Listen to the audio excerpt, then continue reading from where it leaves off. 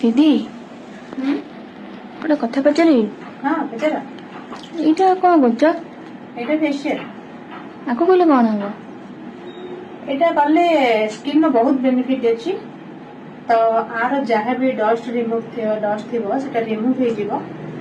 D-Tan भी जहाँ थी टैनिंग रिमूव हम हाइड्रेशन भी हम ब्लड सर्कुलेशन भी है ब्राइटिंग देखा जिवो जहाँ भी हमारा ब्लैक स्पॉट थी व्हाइट स्पॉट थी जहाँ भी किसी प्रोब्लेम थी सेटा सॉल्व हो जिवो तो स्किन हाइड्रेशन हम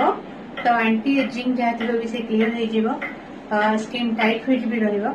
बहुत सारा बेनिफिट अच्छे मंथली मंथली जहाँ भी कले स्किन नो बहुत प्रोब्लेम भी ठीक हो जिवो एथरे एते बेनिफिट अछि